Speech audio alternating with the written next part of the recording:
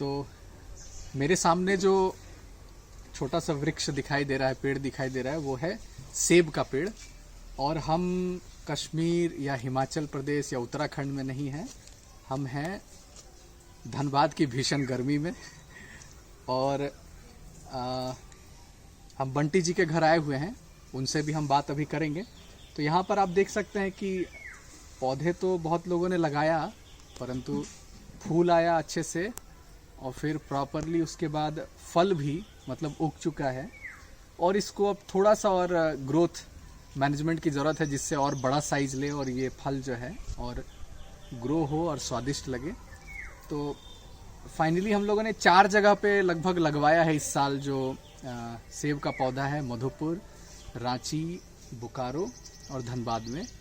और ये जो वृक्ष है ये हमने नहीं लगाया था, ये अभी से 1.5 साल पहले का लगाया हुआ है। और उस समय हम लोग बहुत स्केप्टिकल थे, बहुत डाउट में थे कि होगा कि नहीं होगा। और एक पौधे का पैसा भी लगता है, इस तरह का स्पेशल पौधा जब मंगाते हैं तो थोड़ा महंगा भी पड़ता है।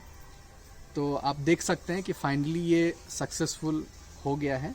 तो जिस तरह 4 साल पहले हमने स्ट्रॉबेरी को सक्सेसफुली छोटे स्तर पर किया था, फिर पूरे खेत में आपको दिखा था, तो उसी प्रकार से ये भी आपको एक बड़े पैमाने पर पूरे खेत में आने वाले समय में आपको झारखंड में दिखाई दे।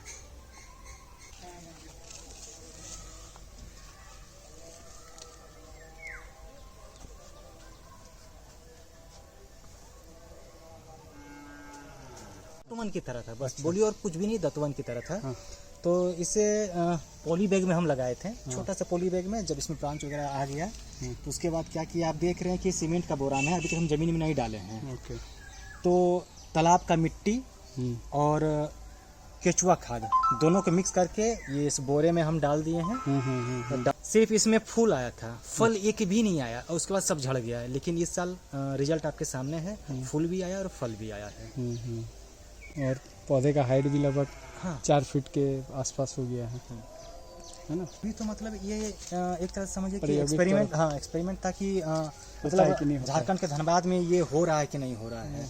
मतलब रिजल्ट आपके सामने ये दिख रहा है कि ये हो रहा है, मतलब इसको अब हम लोग बड़े पैमाने पे कर सकते हैं। और ये है हमारे धनबाद का उगाया हुआ हरिमन 99 वैरायटी सेब। यहाँ का होम ग्रोन सेब है, वो भी ऑर्गेनिकली, इसमें कोई केमिकल नहीं दिया गया है। सेब जो है हम लोग जो बाजार से खरीद के, जितने फल का वैरायटी है, जितने भी तरह का फल है, सबसे ज्यादा लाइव या कोल्ड स्टोरेज में सेब ही रखा जाता है।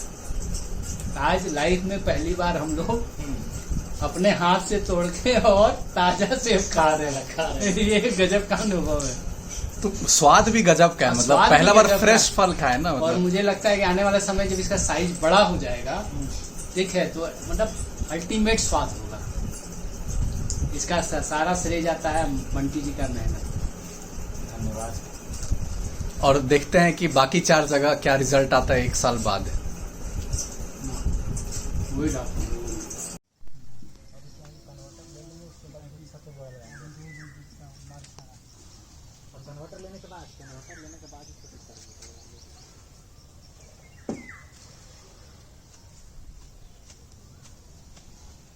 पंचगव्य से एक्सट्रैक्ट निकाल दिया है और ये एक नैनो फर्टिलाइजर है। तो जैविक कृषि में या प्राकृतिक कृषि में बहुत फार्मर्स का या एग्रीप्रेन्योर्स का एक कंप्लेन है कि बड़ा खाद का मैनेजमेंट करना पड़ता है, खुद से बनाओ। तो खाद का जो मैनेजमेंट है, फिर खेत का मैनेजमेंट, फिर लेबर का मैनेजमेंट, फिर मार्केटिंग करना, सारा काम एक साथ किसान शायद न कर पाए। पहले जो भाई होते थे, 4-5 भाई मिलकर एक खेत संभालते थे। तो जब जैविक करना ही है तो क्यों ना उस खाद को हम हाई डेंसिटी बनाएं, थोड़ा ज़्यादा ताकतवर बनाएं, ताकि ड्रिप में भी, जिसमें बूंद बूंद जाता है, वहाँ पर आप सिर्फ जीवामृत देंगे तो पूरा खेत ताकतवर नहीं बनेगा। जीवामृत को मोटा धारा से ही हमें देना चाहिए। तो पंचगव्य एक ताकतवर खाद है, लेकिन उसको भी 19 दिन 20 दिन लगता है बनने में। और इसमें भी हमने त्रिफला को ऐड कर दिया और भी कई इंग्रेडिएंट को ऐड करके इसको एक ताकतवर खाद बनाया, ताकि 2 ml प्रति लीटर ही लगे। मिट्टी बहुत अच्छी है तो 1 ml प्रति लीटर में भी हो जाता है। तो ये अगर हम 5 ml का, अगर इसको हम कंसिडर करें और ये 2.5 लीटर का है, तो इसमें हम इसको मिला सकते हैं। ये टोटल 5 लीटर का है ना, इसमें आधा पानी हमने डाला है, तो ये 2.5 लीटर का हुआ। और इसको अब हम बंद कर दिए, एक ढक्कन लगा, और इसको हम अपने सेब के पेड़, जिसमें लगभग 30 सेब लगे थे, अभी तोड़ने के बाद लगभग 23 सेब अभी भी बचे हैं, और उसमें हम जो है इससे इसको नहला देंगे। ठीक है, दीजिए। फल रहे या ना रहे। हाँ, कैल्शियम तो चाहिए ना पेड़वा मजबूत रहने के लिए। हाँ। हॉर्लिक्स है, रोज 1 चम्मच चाहिए, समझे। ये दूसरा वेरिएंट है, मतलब सप्ताह में पर वीक ये 2 तरह का जो है हमने ये कॉम्बिनेशन बनाया है। ठीक है, और इसको अंतराल में दिया जा सकता है। पंचगव्य 1 और 2 नाम से हम इसको कह रहे हैं, इस कॉम्बिनेशन को।